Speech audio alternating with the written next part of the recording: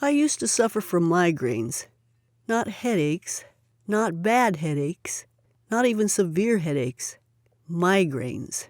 Shocking, excruciating, life-denying, throbbing, horrible migraines.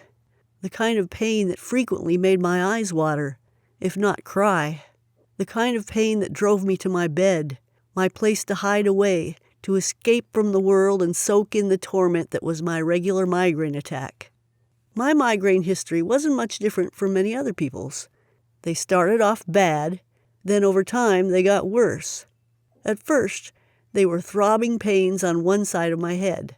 Sometimes they were not too awful. Occasionally they were manageable. As months and then years rolled by, they steadily worsened. They became more frequent. They also lasted longer. When they first started, they'd be over by the next day. But they eventually ran into more than 2 days. And those 2-day migraine attacks disrupted so much in my life. As time wore on, my neck began to hurt. My sensitivity to light and noise became more acute. Originally, I would sleep the migraine out in my own bed. But as they worsened, even the slightest sound my partner made caused me pain. In the end, at the onset of a migraine, I had to retreat to our second bedroom, to be alone and away from everyone and everything. Another thing, I'd always felt nausea with my migraines, but that nausea eventually became actual vomiting. Nobody likes being sick, but I really, really hated it. Strangely, of all the horrible symptoms of my migraines, it's the fact that I'm no longer sick that makes me most happy. Migraines changed my life. As my migraines became worse, my life also changed as a result. At first, when they had been less severe, I had simply dealt with them as they arose. As the migraine wore on, I would shut myself away in our spare bedroom, close the door, pull the curtains, and almost literally hide under my duvet. I'd close my eyes and try to will the pain away. The onset of the migraine slowed me down. The migraine itself more or less rendered me useless, and the day or two afterward left me drained, sluggish, and deflated. Those headaches robbed me of 3 or 4 days of life. The things I couldn't do, the plans I had to suddenly cancel. But I quickly found it wasn't just the migraine itself that affected my life. The fear of them, the realization that they could hit me at any time, influenced so many of my plans and my actions. A simple example. I couldn't take a job where I had to be alert and on my toes all day, or where I would be dealing with customers. It had to be a job where, putting it bluntly, I could be quite ill from time to time, and then make up for the lost work hours in my own time. After all, who would hire me if my migraine actively hurt their business? The sheer unpredictability of my migraines made even the most ordinary things difficult. I could drive short distances, but longer distances always created a problem. What if I became ill at the other end of my journey?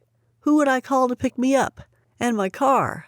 My productivity, both in my personal and work life, was heavily knocked by my migraines. At times, I simply couldn't do a thing for myself or for anyone else. One of the worst things about migraines occurs when you're not even experiencing one. It's the fear of them, because just not knowing when to expect the next attack, wondering if a migraine will suddenly pop up and ruin a busy day at work, a trip to the cinema, or a social gathering with friends. The mental effort of dealing with background worries about when it will strike next was exhausting in itself. Those years of suffering migraines were difficult years indeed. I don't miss them. So many migraine remedies, but so little success. There are millions of migraine sufferers, and before I finally cured mine, I searched everywhere for some sort of relief. But although there's tons of information out there, I gradually realized it all pretty much falls into just 2 categories. Take meds, get treatment, medical stuff in other words. Avoid the triggers that turn on the migraine attack in the first place. There's a hierarchy of treatments, each one a step on from the previous one. There's lots to try, plenty to fail at, and of course an array of potential remedies to spend your money on. I tried plenty. I spent plenty of dollars, too. And no matter what I tried, there was always something else I could have a go at just around the corner. Not all doom and gloom? Of course, some medications do work in some ways. There's so many variations of migraine sufferer, And with so many medications on the market, it's inevitable that sometimes the sufferer and a medication are just right for each other. A match made in heaven, you might say. The sufferer doesn't usually get rid of the migraine. They still attack when they least expect it, but the meds make it more manageable. For the rest of us, though, it can be a case of either soldiering on through the pain and nausea, or just sitting it out in darkness and silence until it goes. And as I found, the meds rarely work in the way we'd like them to, as in getting rid of the migraines once and for all. Sure, plenty of individuals get some relief from their symptoms from time to time. I knew people whose drugs, if taken at the earliest stages of a migraine, would help make the migraines less severe than they would have otherwise been. The results, though, are unreliable. Sometimes those same people will take their meds early and the migraine rushes in anyway, as if they'd never taken them at all. My doctor warned me about taking too many drugs for my migraines. He pointed out the irony that taking too much medication had the side effect of medication overuse headache. A headache caused by my headache medications. I did laugh when he told me that, but it's actually not that funny. Migraine remedies are hope and pray remedies. In fact, during my battle with migraines, I developed a theory that when a condition has so many medicines, and absolutely none of them work reliably for all or even most sufferers, then the condition itself is not properly understood. When I suffered migraines, I would try the various medications and treatments one at a time, and with each I would just hope hard for relief. I quickly discovered that hope is not a good strategy. I also realized that the drugs companies are actually trying things out, and at best getting temporary, short-lived successes. Their offerings were hit and miss, unreliable and uncertain. And they're tackling symptoms, not causes. If they successfully tackled causes, then migraines would end. But people like to pop pills because that's easy to do, and we're conditioned to believe there's a pill for every problem. And pharma likes to sell pills because they make a lot of money. So pills it is. For a while, I thought tackling triggers was the key. On the brighter side, I found a lot of conversation around what triggers migraines. Triggers are emotional, physical, environmental, or dietary events that set your migraine in motion. There are literally dozens of different potential triggers. Most people's migraines are affected by just a handful of them. The trick is to work out the few that affect you most and then do your best to avoid them. The avoidance of triggers was my favorite approach. It's free of cost to do because it mostly requires you to stop doing certain things. More than that, it held out the hope of a cure for my migraines. If I could just pinpoint the one or two things that caused my migraines, I could simply make sure I never did them again, and everything would be fine after that. If only. Addressing triggers does make some sense. For about half of us, there are things that we can identify as prompting the migraine to start. The thing is, how do we know what they are? Easy said, not so easy done. Identifying your personal migraine triggers can be quite difficult. For some of us, our triggers are almost impossible to spot. For sure, if you can spot one or two triggers, then it can make a world of difference. I should know. When I first started out trying to cure my migraines, I tried everything imaginable, and triggers seemed to me like a good place to start. Turned out it was. I found a guide to triggers online, with some very helpful advice on how to spot and deal with my own. The guide was created by a gentleman by the name of Christian Goodman. I worked through his guide and two things happened. One, I realized I had a couple of primary triggers mostly around posture and stress. As triggers, these two are pretty difficult to address, especially the stress. But at least I knew. At least I had something I could do about my migraines. Two, I now had a tool I could use to reduce the effects of my migraines. True, I was never able to prevent them, but if I got things right, they were sometimes less intense. Given the awfulness of my migraines, anything was better than nothing. It was genuinely uplifting to suddenly have some control over what was happening to me, even if I couldn't actually stop it. But here's the thing. Managing triggers is very difficult. First, they're hard to identify, and I suspect that I still had one or two unidentified triggers for my own migraines. Often you think something is a trigger, but it isn't.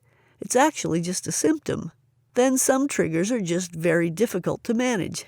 If your trigger is in some of the food you eat, then if you're lucky enough to be able to identify that food, then you can simply stop eating it.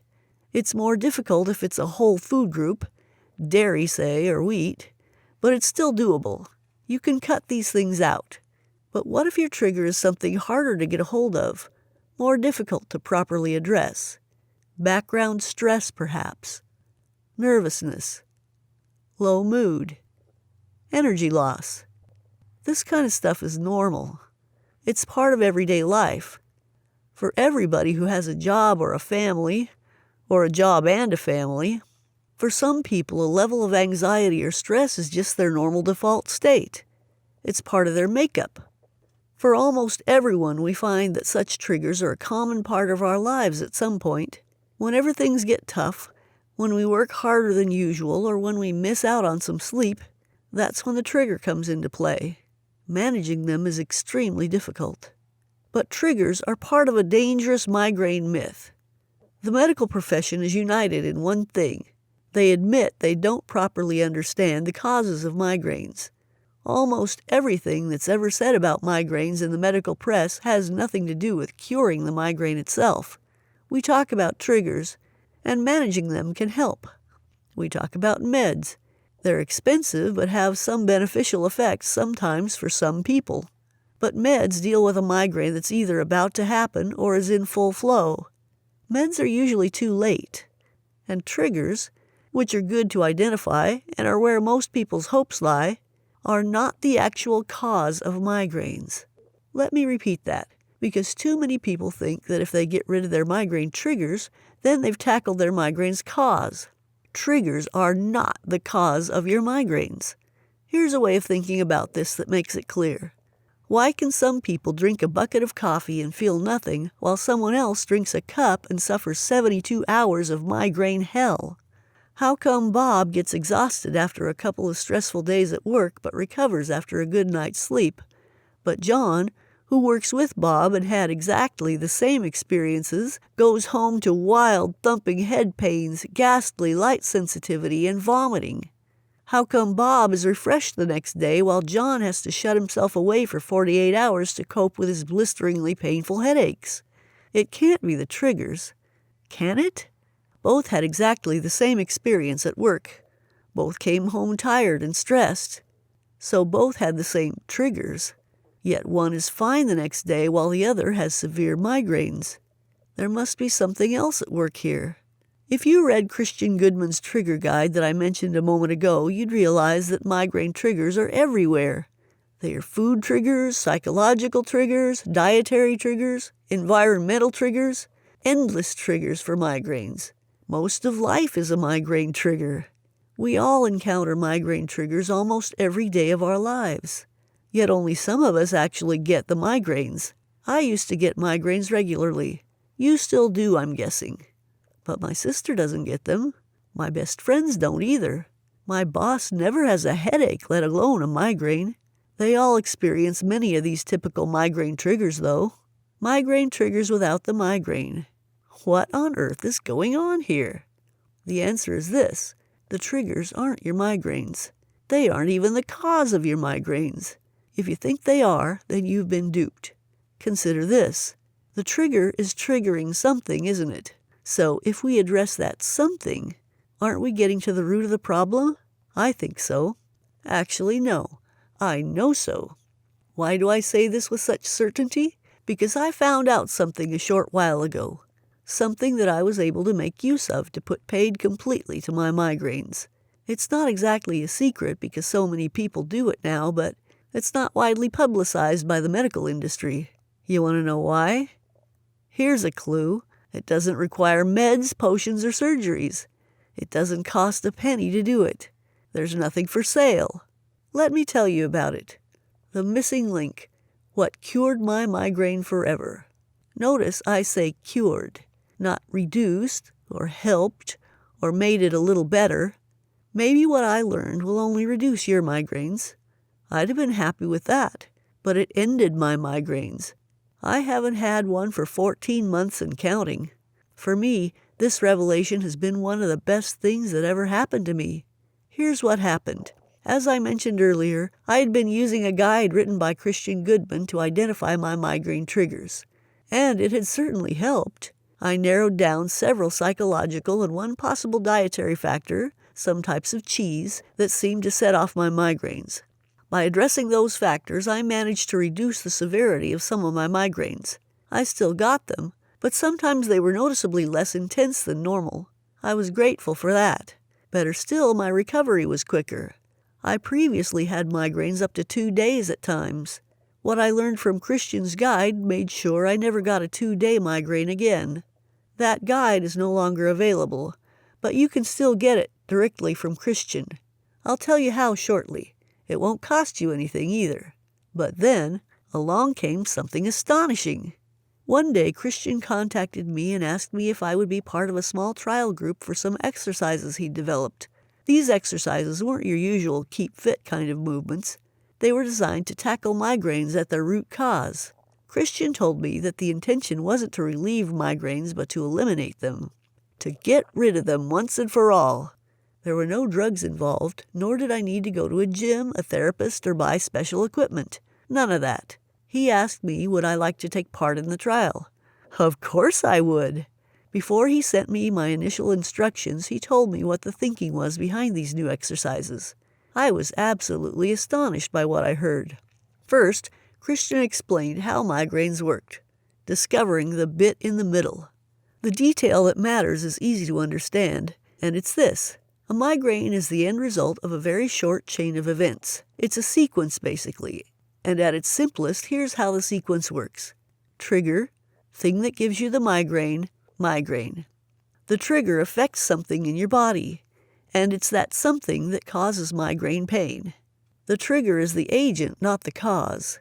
It's that something that is the real culprit. It's the bit in the middle that holds the key to your migraine pain, and its cure. Because saying the trigger causes migraines is like your team winning a game and me claiming they won because the referee blew the starting whistle. Yes, the starting whistle got things going, but something else, in this case the team, won the game. The team was the cause of the win. Migraine triggers are like referees' starting whistles. They get the thing going. They trigger it, but the migraine itself is caused by the something that the trigger sets in motion. The medical profession either addresses the trigger to prevent or reduce the migraine, or the migraine itself, usually drugs to reduce its effects. They ignore the middle bit of the sequence, the something, because, well, they don't know properly what it is. But here's what Christian told me.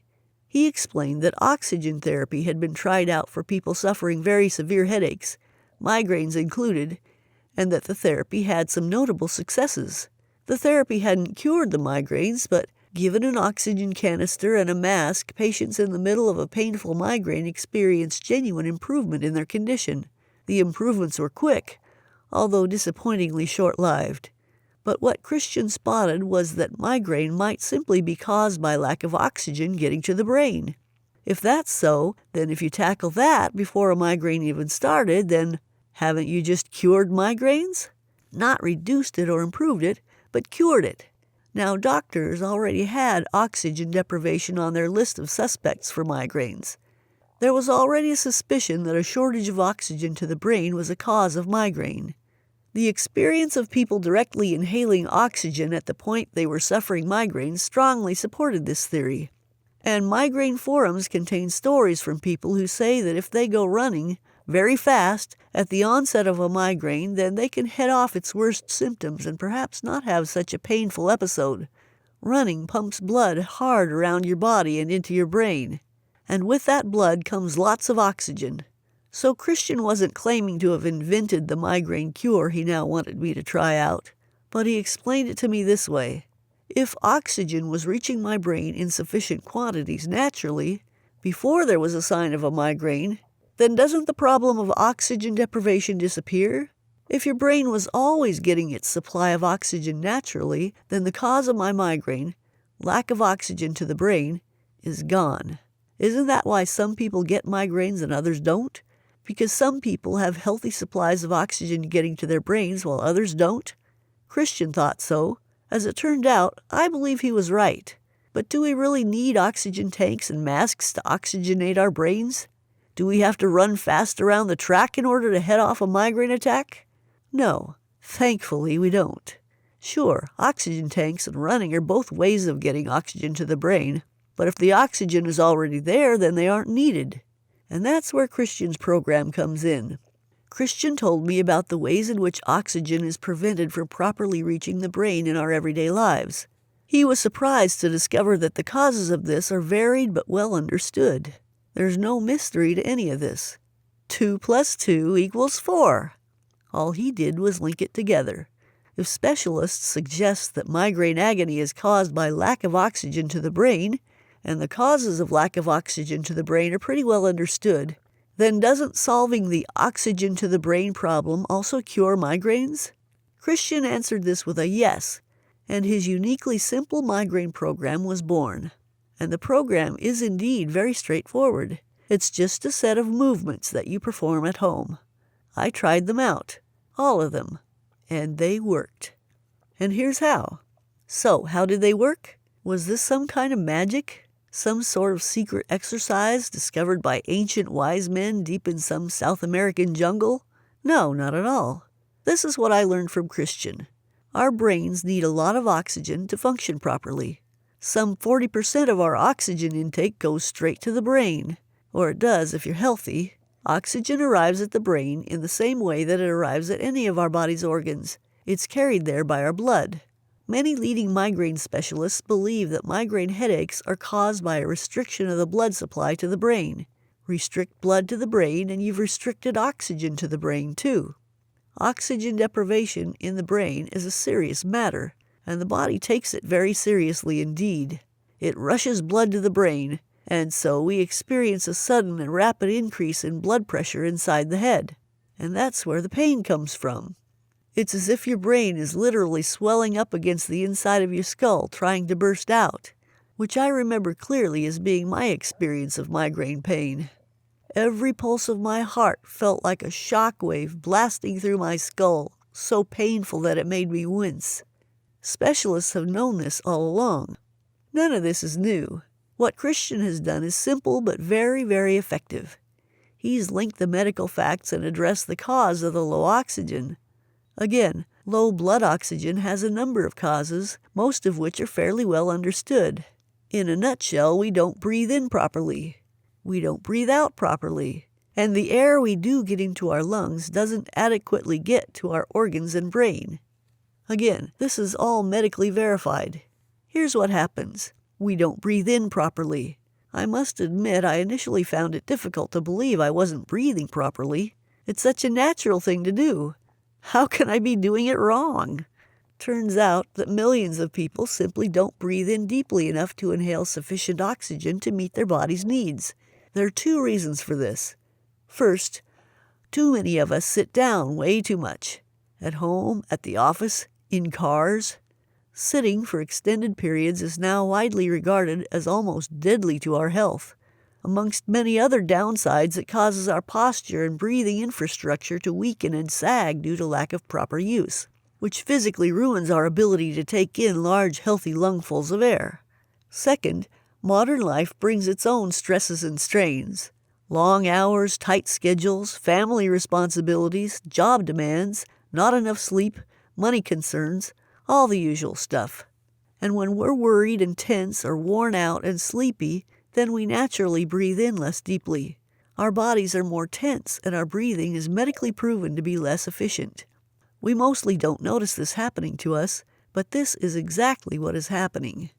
So again, we're reducing the amount of oxygenated air that gets into our lungs and then into our body and our brain. We don't breathe out properly either. I found that pretty hard to believe too. What could be easier than breathing out? But I found out it's true, and it's a deadly failing. When you breathe out, you're expelling carbon dioxide, a waste gas that is the natural consequence of breathing. Carbon dioxide is a poison, but modern life, sitting watching TV, riding in the car, and so on, plus general tension in the body means we're not properly expelling carbon dioxide, which in turn means that some carbon dioxide just sits in our lungs, which is where it absolutely ought not to be. And while it's there, it's taking up space where oxygenated air should be. The oxygen we do get struggles to reach our brains. Turns out not breathing properly isn't the only problem. There are more than 70 muscles in the neck, face, and head region. Tightness in these muscles isn't uncommon. If enough of them are too tense for too often, then they actively restrict blood flow to the brain. And in our modern lives, muscle tension is widespread. Fatigue, stress, and looking down at laptops and smartphones creates huge tensions throughout our shoulders, necks, faces, and heads. We don't always notice it because we're so used to the stiffness. It's been with us for years or even decades. But those tight, constricted muscles make it very difficult to get oxygenated blood to our brains. The tightness acts as blockages, valves if you like, that have been turned to the off position. I know this was true for me. One of the very first things I noticed when I tried Christian's exercises was just how tense my neck, face, and head muscles had become. And just how lovely it felt when they became relaxed and soft for the first time in years. Nothing new here. I'll repeat this for good measure. Christian Goodman hasn't single-handedly discovered the cure for migraines. He's not claiming to have done that. What he's done is taken widely accepted medical facts and drawn them together to create what is, in many respects, an obvious remedy for migraines. His program, called the Migraine and Headache Program, makes use of these well-understood facts about how our bodies do and don't work. For me, the Migraine and Headache Program addressed each problem area. First, not breathing in and out properly, and then oxygen not being able to reach my brain properly. In a short period of time, those problems had gone away. And when the problems were resolved, so was my migraine, because they were causing my migraines. Nothing complicated here either. The exercises in the Migraine and Headache Program are gentle and mostly stationary. There's no jumping around or any kind of vigorous activity at all. Better still, as the exercises take effect and your migraines subside, you can perform fewer of them. Today I do just enough exercises to keep the problem at bay. In fact, Christian calls them exercises, but I call them movements. To my mind, exercises are things you work hard at that make you sweat, whereas these movements are not hard work and they don't make you sweat. In truth, most of these movements involve very little movement at all. It's mostly lots of easy standing or laying in one position or another. My kind of exercise, to be honest. But there's power in these movements because they're loosening muscles that have become tight and constricted, so tight that they're stopping oxygen-rich blood getting to the brain. Much of the program's effectiveness comes from the fact that it focuses on small areas of the body that you wouldn't normally give much thought about. I was a little surprised initially at the exercises. I'd done yoga for more than a year, so was used to difficult, strenuous stretches. If anything would have eased tense muscles, I would have thought yoga would have done it. Turns out that's not so. Several of Christian's exercises were mostly lying around exercises. They required almost no effort. More than once I nearly dozed off doing them. But that's pretty much all there is to it. Once muscles have been loosened and relaxed, blood flows much, much more easily. And when blood flows more easily, it is much better able to carry oxygen to your brain. And when your brain is getting all its oxygen, it doesn't create migraines. So you can trigger all you like. If the cause of your migraine is no longer there, then there's nothing there to trigger. Hope and prayers answered. I am forever grateful for the day that Christian Goodman asked me to try out his Migraine and Headache Program. I did everything he told me to, and the results came quickly. Migraines still occurred for a very short while, but the very first migraine after I started his program was noticeably less severe. It started mid-morning, and it wasn't pleasant, to be honest, but it didn't reach the throbbing agony I'd become used to, and it was mostly over by late evening. I'd never had a migraine resolve itself so quickly. Over the next 3 weeks, I did all the exercises exactly how he told me to. My next migraine was a shadow of its former self. I actually continued with my day, stopping only for an hour or so when it peaked, but it was a far cry from what I was used to. But it was a special migraine for me. I'll always remember it, because it was the last one I ever had. 14 months later, and while the memory of migraines hasn't faded, I've long stopped fearing the next one, because there isn't going to be a next one. I had already tried everything before being offered the chance to try out Christian's program. As I mentioned earlier, handling triggers brought some relief, but his exercises were a revelation for me. And they have been for several hundred people who have followed this program since then. It's not an exaggeration to say that these simple movements transformed my life. I'm simply not the same person I was before. Then I was a migraine sufferer. Now I'm free. It's your turn now. You can have the same program that I got. It's tried, it's tested, and it's easy. I didn't need to go out and buy any equipment. I didn't need to join a gym, thank goodness. Not a cent on meds. Not a cent on treatments. No more doctor surgeries, clinic waiting rooms, or consultants' rooms. I just stayed at home and did the exercises at odd moments during the day. One exercise I'd do in the kitchen. 2 others I'd do in the bedroom after my shower. A couple I did while watching television. Life didn't stop for these exercises. I just incorporated them into my daily routine. Now I do 1 or 2 a day at most. I vary them throughout the week. By maintaining that basic flexibility and balance, I know I'm protecting myself for the rest of my life. I really couldn't be happier. Yours is waiting. Click below and get it now. There's nothing to lose. Well, there is. Migraine agony. But you might have concerns that all that pain you've experienced can't be cured by some simple exercises. I would understand that. I was quite skeptical when Christian first presented me with his program.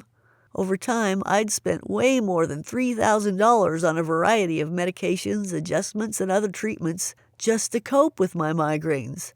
Yet for the price of 4 weeks of pain meds, he was suggesting he'd do what the specialists had failed to do: cure my migraines.